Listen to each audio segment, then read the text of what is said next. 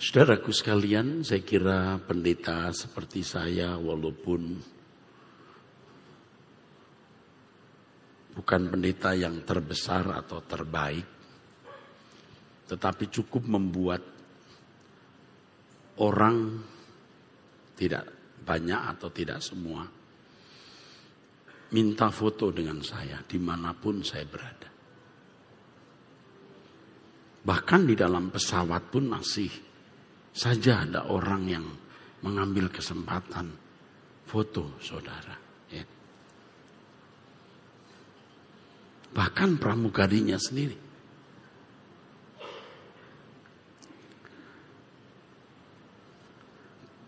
Beberapa kali saya berjumpa dengan orang, lalu orang itu menyalami saya dan menangis. Berkata, saya tidak duga saya bisa bertemu Bapak. Muka dengan muka atau bertemu langsung. Wow, hebat ya.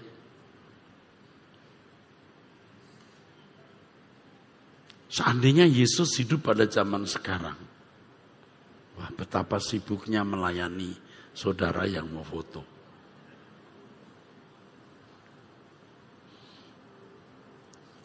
Dan menjadi kebanggaan ya, orang bisa berfoto dengan orang yang dianggap terkenal. Pejabat.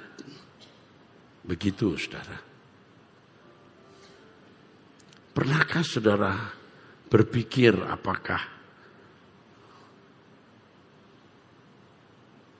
Tuhan bangga kalau berfoto dengan saudara? Kalau kita berfoto dengan seorang pejabat, fotonya bisa kita pajang.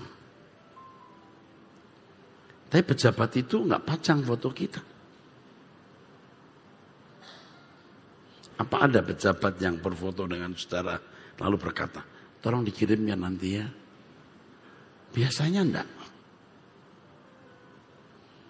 Tapi percayakah saudara bahwa kalau saudara berfoto dengan Tuhan Yesus, seandainya Tuhan Yesus hadir secara fisik, lalu berfoto dengan saudara, dia akan perintahkan malaikat, tolong nanti fotonya dipajang di rumah Bapak. Ada banyak tempat. Ada banyak tempat di rumah Bapak. Karena saudara berharga. Di mata pejabat saudara tidak berharga. Tetapi di mata Tuhan saudara berharga. Saya mendramatisir ini bukan sesuatu yang tidak bermakna. Saya hanya mau beritahu bahwa serius saudara itu berharga di mata Allah. Seandainya Yesus datang atau hadir secara fisik lalu berfoto dengan saudara, dia ingin foto itu dia simpan. Karena dia mengasihi kita. Kita berharga saudaraku. Kalau pejabat tidak peduli. Tapi kalau Tuhan, saudara berharga. Nah sekarang yang menjadi persoalan, seberapa berharganya Tuhan dengan saudara. Saudara berfoto dengan seorang pejabat tidak ada artinya sama sekali. Mungkin juga fotonya dijual belum tentu laku. Tak ada dampak. Saudara kalau berfoto dengan Tuhan Yesus, ternyata juga tidak ada artinya. Tidak berdampak. Tetapi kalau saudara bergaul dengan dia, dan menjadi kekasih Tuhan, baru berdampak. Ada satu hal yang Tuhan mau kita alami, saudara. Memiliki petualangan bergaul dengan dia. Saya kira ada kecenderungan mahasiswa sekolah tinggi teologi atau sekolah pendeta ya, merasa cukup kalau sudah mengerti ilmu tentang Tuhan. Dia berkhotbah dari format rumusan sistematika teologi yang dia pahami, lalu dikhotbahkan kepada jemaat. Dan itu sudah menjadi dinamika pelayanan gereja selama berabad-abad. Itu dinamikanya. Bahkan mungkin sudah menjadi SOP. Lalu saudara bisa melihat apa dampak jemaat. Peta kekristenan yang dapat kita lihat dengan telanjang dan nyata adalah kekristenan di barat. Tentu sebagai seorang teolog yang belajar teologi sejak muda, saya mengerti sekali betapa berkualitasnya sekolah tinggi teologi dan seminari-seminari di barat. Bahkan tidak sedikit sekolah-sekolah tinggi teologi di Indonesia yang berkiblat ke barat. Tidak berkiblat kemana-mana, apalagi dari gereja mainstream. Semua berkiblat ke barat. Dosen-dosennya pun lulusan dari Jerman dan Belanda pada umumnya. Karena gereja-gereja mainstream banyak yang reform, ya, Protestan, ya.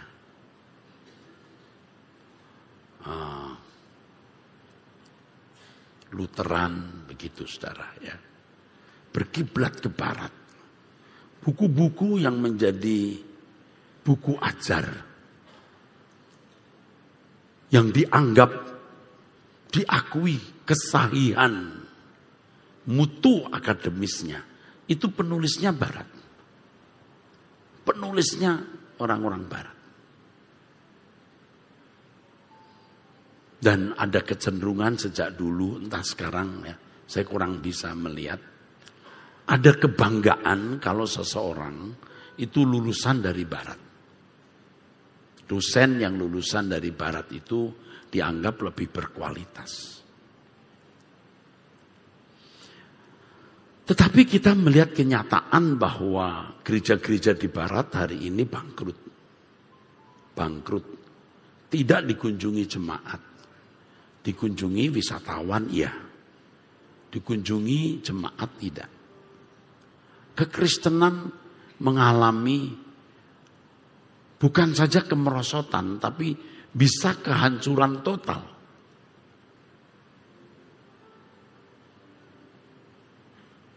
Kurang berkualitas apa dosen-dosennya, saudara? Saya tertarik dengan satu kesaksian dari seorang pendeta Kanada yang lahir di Shanghai, kalau tidak salah. Pendeta Eric Chang. Dia seorang tokoh monoteisme. Tapi saya menjadi monoteistis bukan karena dia, ya saudara. Kemudian hari baru saya membaca bukunya, saudara. Eric Chang. Dia berpindah dari Trinitarian ke monoteisme. Dan itu menarik, sehingga saya mau membaca bukunya macam apa, saudara. Eric Chang, waktu dia berpindah dari Trinitarian ke monoteis, itu mengalami guncangan hebat. 3 atau 6 bulan dia marah terhadap dirinya sendiri. Mengapa dia berubah? Dia bertanya kepada istrinya, menurut kamu Trinitas itu apa? Lalu istrinya menjawab. Jawaban yang persis seperti yang diajarkan dirinya, saudara. Padahal Eric Chang ini punya murid-murid di seluruh dunia. Pada saat yang bersamaan, murid-muridnya sempat goncang tentunya. Sebagian tetap setia, sebagian besar, sebagian meninggalkan dia, saudara. Saya berkesempatan dengan Ibu Helen Chang. 3-4 bulan yang lalu. Ya, di salah satu hotel. Ya, saya berpesan kepada, karena saya beli bukunya Pendeta Eric Chang ini, lalu yang jual wakil beliau di yayasan di sini. Saya tanya kalau Ibu Ellen, karena Pak Eric sudah meninggal dunia, kalau Mrs. Ellen kapan datang, kalau datang boleh saya ketemu. Oh, dia beritahu saya pergi dengan beberapa teman. Ya, saya pergi dengan saya ajak beberapa teolog, saya baca beberapa teman menemui beliau. Nah, dia seorang tokoh monoteisme sekarang ini, tapi namanya tidak terlalu dikenal. Ya. Kalau di Indonesia yang dikenal sekarang Erastus ya, yang sesat itu ya, menurut mereka ya. Tapi saya bisa menjawab, saya belajar, saya tahu jawabnya. Nah, kembali soal Eric Chang tadi, saudara. Waktu dia kuliah di Inggris, dia belajar bahasa Ibrani. Lalu dosen dan mahasiswa meneliti satu proses linguistik bahasa Ibrani dan menemukan betapa cerdasnya bahasa itu. Betapa cerdasnya bahasa itu. Sampai dosennya kagum. Wah, ini hebatnya. Lalu ada satu kalimat yang dikatakan oleh dosen itu yang membuat Eric Chang terkejut. Dan itu menggores jiwanya. Dosen itu berkata, jangan-jangan Tuhan itu ada.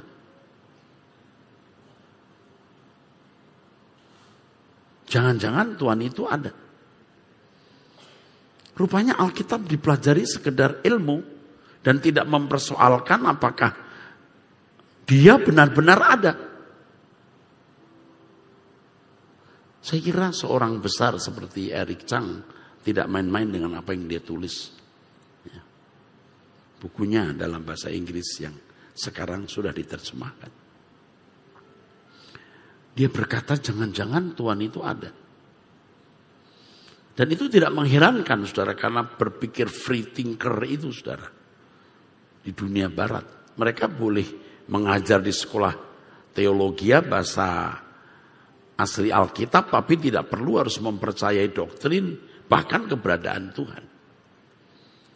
Nah, dari hal ini kita bisa mengerti mengapa kekristenan di barat bukan saja merosot, tetapi gagal. Hari ini gagal. STT, seminari gagal menyelamatkan masyarakat Kristen. Menganalisa keadaan ini, saudara, lalu membandingkannya dengan Indonesia. Wilayah-wilayah yang tadinya mayoritas, sekarang tidak jadi mayoritas. Maksud saya mayoritas Kristen, sekarang ternyata tidak menjadi mayoritas. Lalu menurut indeks penderita HIV di wilayah-wilayah Kristen malah meningkat, termasuk praktek prostitusi dan LGBT. Itu menunjukkan kegagalan gereja juga, saudara.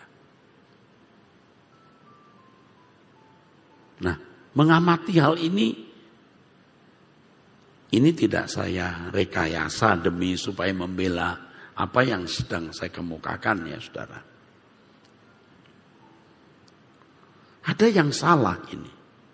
Dan tentu sebagai seorang dosen sekolah tinggi teologi dan boleh mengaku sebagai teolog dan sekaligus gembala jemaat, saya bertanya-tanya, mengapa terjadi hal ini?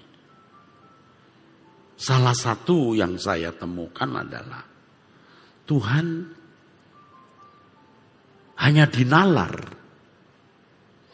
tapi Tuhan tidak dialami.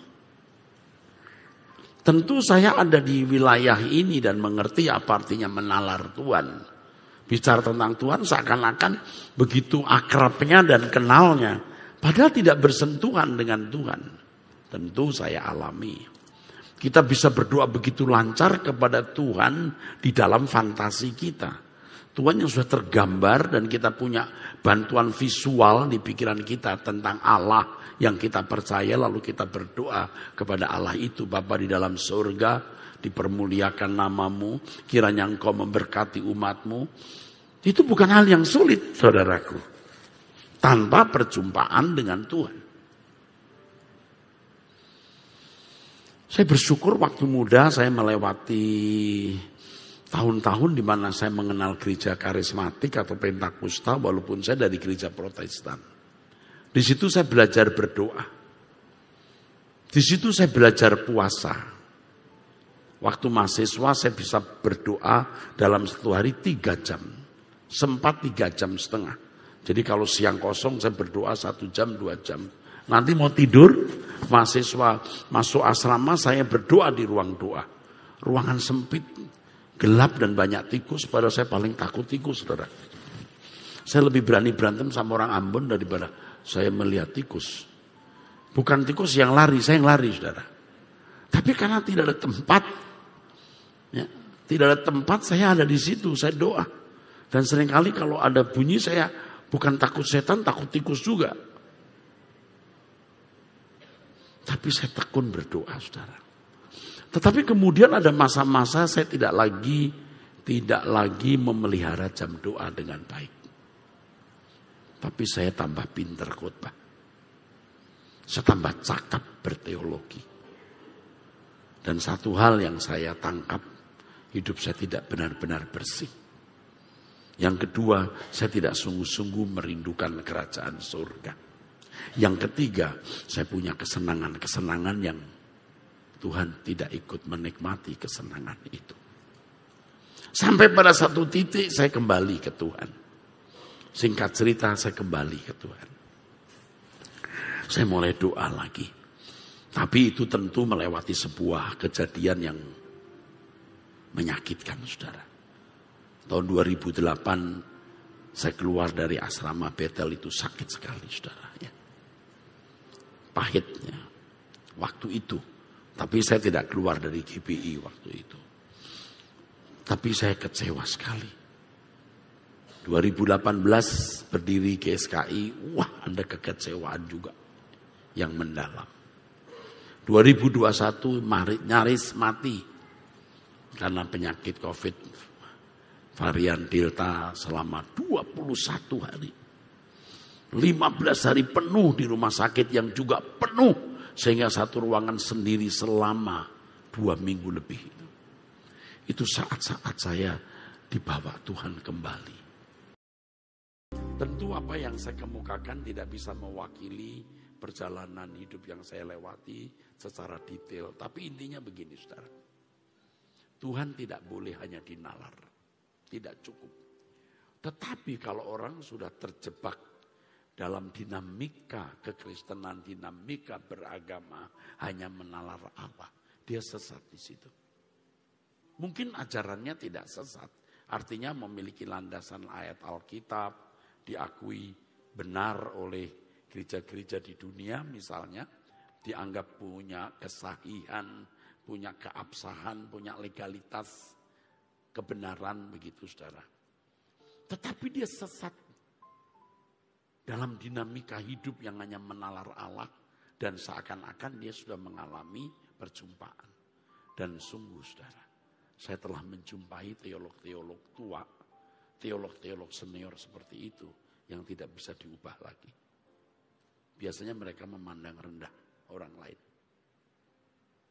Memandang rendah teolog lain yang muda-muda. Apalagi kalau dia sudah profesor, sudah punya pengalaman mengajar di sekolah tinggi teologi. Ini saya bicara soal belajar silingwan teologi. Pengalaman yang saya pernah ceritakan, saudara, saya kenal seorang teolog yang waktu itu cukup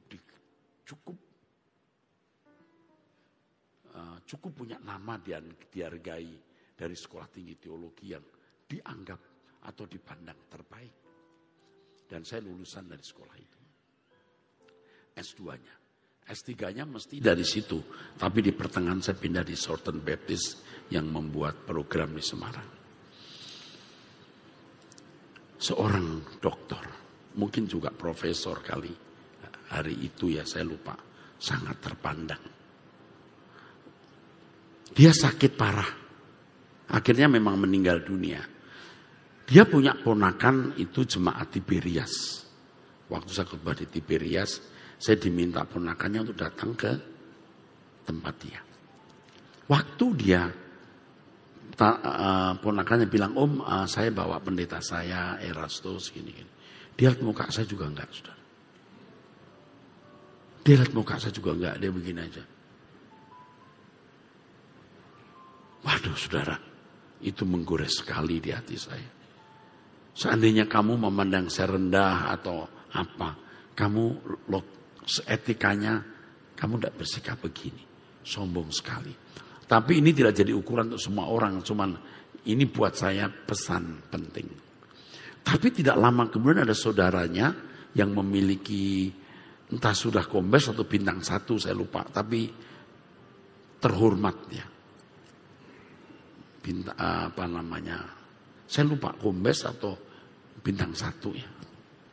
Waduh, dia langsung melayani bicara saudara. Sambil tidur, saya dianggap nggak ada loh.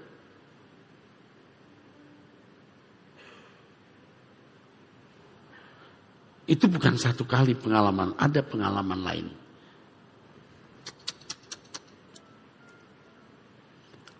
Jadi sesat di dalam nalar. Entah saudara bisa mengerti atau tidak, tapi saya beritahu karena saya ada di lingkungan itu. Dia sesat, dia menalar Allah begitu hebat. Dia bicara tentang Tuhan begitu cakap. Tapi kita tidak melihat pribadi Kristus Yesus dalam diri orang tersebut. Apalagi kalau di lingkungan teologi liberal, saudara. Ya. Jadi Tuhan tidak boleh hanya dinalar. Tuhan harus dinalar. Logika kita harus maksimal digunakan untuk memikirkan tentang Tuhan dan menggali Alkitab dengan prinsip-prinsip hermeneutik, prinsip-prinsip eksegesis, menafsir dengan benar, melihat latar belakang Alkitab, linguistik, bahasanya dan lain sebagainya. Harus saudara. Tetapi yang lebih penting adalah menjumpai langsung Tuhan. Dan itu bukan monopoli mereka yang sekolah di sekolah tinggi teologi. Jadi jangan ditipu oleh setan dengan suara. Kamu gak belajar teologi, kamu akan bisa mengenal dia. Salah. Tidak meremehkan teologia atau ilmu tentang Tuhan. Tetapi itu tidak boleh menyandera Tuhan. Setiap saudara memiliki kesempatan untuk mengenal secara pribadi dalam interaksi langsung yang nyata dan memiliki pengetahuan tentang dia yang cukup untuk saudara, yang khusus untuk saudara, sampai saudara menjadi seorang yang berkenan di hadapan Allah. Tidak perlu tinggi-tinggi bagaimana. Kalau seorang ibu di pedalaman atau di kampung jauh dari peradaban, jauh dari pendidikan, dia serius mencari Tuhan, ke gereja, berdoa. Dia punya teologi ya. Teologi si ibu ini loh, yang cukup untuk dia. Cukup untuk dia dalam berinteraksi.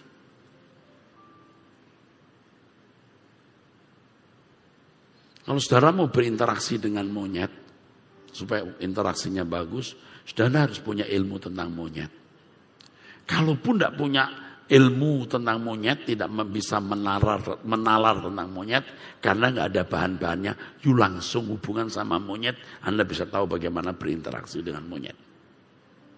Paham? Saya tidak mengatakan Tuhan itu monyet ya. Saya hanya memberikan ilustrasi ini. Tuhan itu bisa kita temui. Dan Tuhan itu transempiris. Melampaui batas pengalaman. Pengalaman siapapun.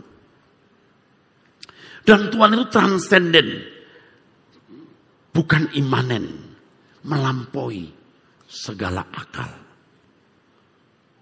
Dia tidak terbatas. Jangan disandera oleh buku-buku di perpustakaan. Bukan tidak boleh belajar ilmu tentang Tuhan.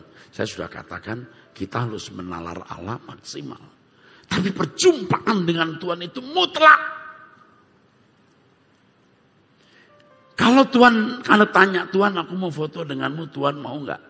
Tuhan bilang, enggak hanya foto nak, kamu jalan bersamaku di video. Bukan hanya foto, di video 24 hours beside me and I walk with you. Bukan hanya foto kamu yang kupajang, tapi nanti di kekekalan ada film tentang petualangan seorang yang bernama Jonas Mandagi dengan Tuhan semesta alam. Dan itu catatan abadi, saudara. Sekarang catatan abadi apa yang saudara miliki dengan Tuhan?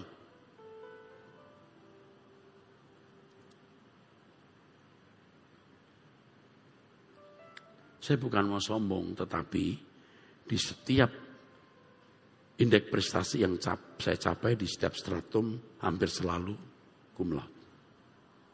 Bahkan sampai summa cum laude.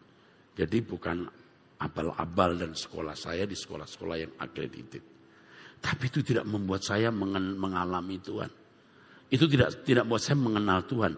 Tapi saya tahu tentang Dia tanpa mengenal Dia. Karenanya saya mencari Tuhan. Doa tiap pagi. Dini hari saya bangun berdoa. Puasa tiap minggu. Aku mengejar ketinggalanku. Kalau Tuhan memberikan saya satu porsi pengenalan akan Dia. Apakah porsi ini telah kuserap? Apakah orang menyerap porsi pengenalan yang Tuhan sediakan bagi masing-masing saudara melalui sekolah teologi? Apakah harus sekolah teologi? Kan tidak. Betapa rusaknya dinamika hidup kekristenan. Saya bukan anti STT, saya membangun STT, saudara. Tapi tentu dengan cara berpikir yang berbeda. Teologi diajarkan, pendidikan guru agama diajarkan, tetapi wajib memiliki keahlian untuk mencari nafkah. Dan itu yang nanti saya minta jemaat yang bisa merias, bisa salon, mendidik anak-anak saya supaya mereka bisa mandiri. Sekarang belajar agrobisnis di tempat istri saya yang punya semacam usaha kecil, agrobisnis. Kami membangun asrama untuk 40 orang di situ. Asrama, tembok, asrama, dormitory untuk belajar. Anak-anak sekarang belajar bengkel di Kerawang, belajar jahit di Bintaro. Ya. Mungkin tidak jadi pendeta, tidak harus jadi pendeta yang digaji, tapi punya doktrin teologi yang benar. Dan mereka harus ada di sekitar Mall Arta Gading yang selalu berdoa bersama saya. Dan sekarang ada program mereka berdoa bersama saya. Tiap hari harus 30 menit berdoa masing-masing. Kenapa? Harus bertemu Tuhan. Sebelum lulus harus mati dulu, dagingnya mati. Materialistisnya mati. Nah ini perjuangan berat. Muluk-muluk kedengarannya. Tapi no way, no choice. Harus lakukan itu. Saya kira Bapak Ibu terlalu banyak bergaul dengan dunia. Anda tidak memberi ruangan yang cukup bergaul dengan Allah. Nanti kalau saudara mati difilmkan, Anda malu. Belum lagi dosa-dosa yang saudara lakukan. Yang tidak akan tertutupi. Karena Anda tidak mau bertobat dan sungguh-sungguh tidak mau berubah. Kalau saudara tanya Tuhan Yesus, aku mau foto. Tuhan Yesus berkata, bukan hanya foto. video juga bersamaku. Dan kau bisa berjalan bersamaku 24 jam. Bukan hanya fotomu yang kupajang, videomu pun akan menjadi catatan abadi. Anda jangan anggap remeh apa yang saya katakan ini.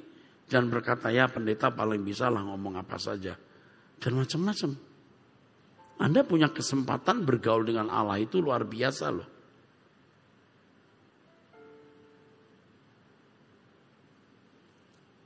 Karena Tuhan yang hidup. Tuhan yang menghendaki saudara-saudara sekalian. Hidup di dalam kehendaknya.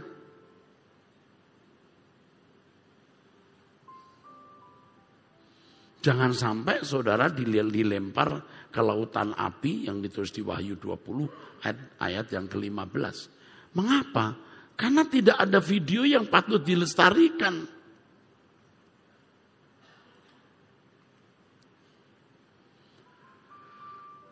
Tapi orang yang berjalan dengan Tuhan itu kematiannya pun berharga. Karena kehidupannya berharga. Wahyu 14 ayat 13.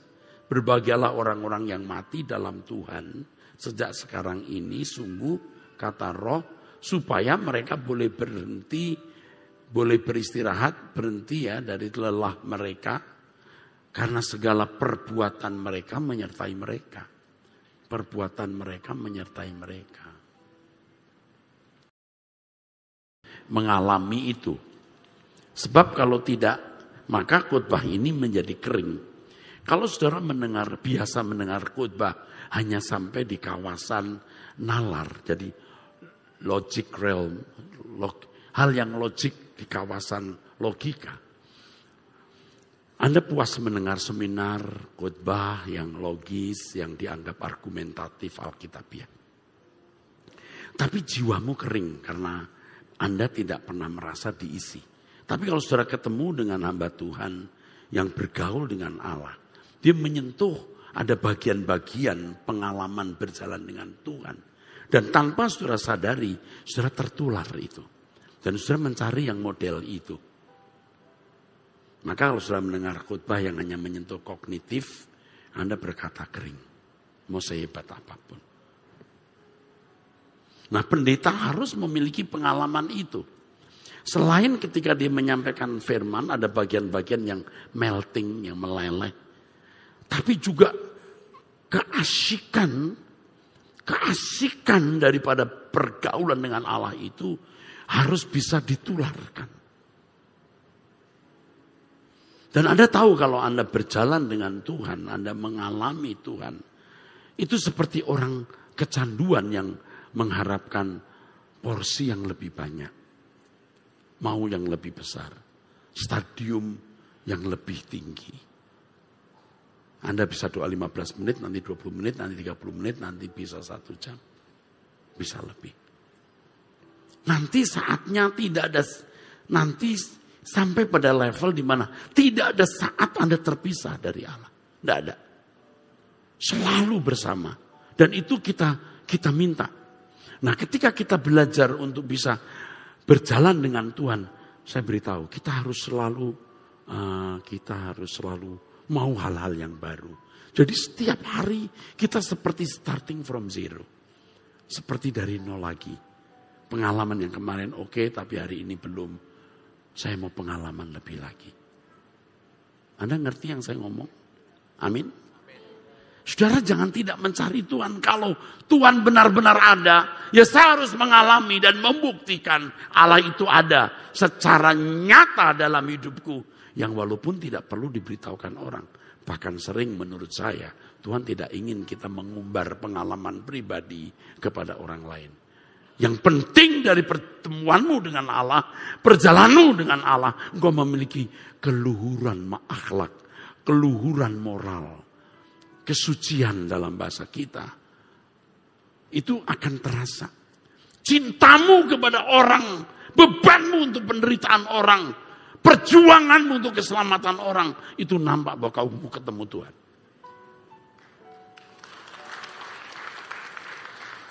Ketidaktertarikanmu dengan keindahan dunia, Dan kerelaanmu berkorban apapun untuk Tuhan menunjukkan kamu berjumpa dengan Dia.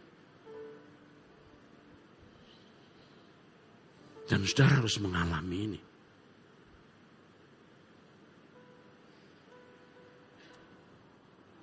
Saya kalau cerita nanti terkesan saya seperti mau tebar pesona. Tapi saya mencari Tuhan, saudara. Saya memetakan waktu saya setiap hari untuk bertemu Tuhan. Saya navigasikan hidup saya ke langit baru, bumi baru. Mungkin karena saya banyak kecewa atau pahit atau apa. Ya udah, pokoknya saya nggak mengharapkan lagi kebahagiaan dunia ini.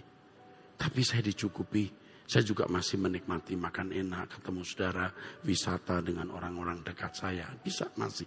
Karena kita bukan monyet yang cukup puas dari dahan ke dahan. Tuhan berkati kita. Entah bagaimana saya membagi hal ini, tetapi sejauh yang saya bisa sampaikan, saudara harus membuktikan Allah itu ada. Sampai pada tingkat di mana saudara akan dibawa Tuhan kepada pergumulan hidup di mana hanya Tuhan yang bisa menolong saudara. Seperti Musa di pantai danau, di pantai laut Tiberau.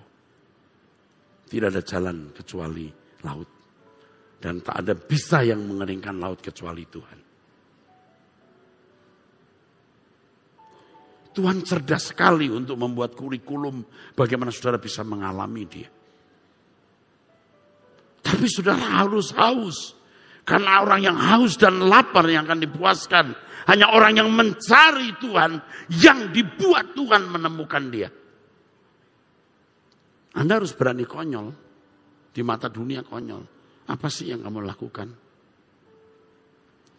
Yang kubutuhkan hanya Tuhan. Aku harus mengalami Dia.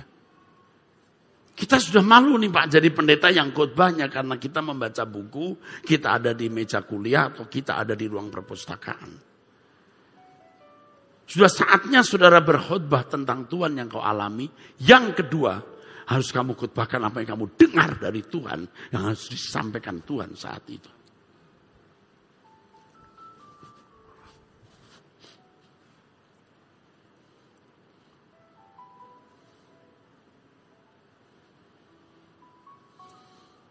Jadikan hidupmu itu petualangan yang luar biasa. Petualangan berjalan dengan Tuhan. Dan itu menjadi catatan abadi. Jangan saudara tidak memetakan hidupmu. Ubahlah rutinitas hidupmu. Jam berapa engkau bangun.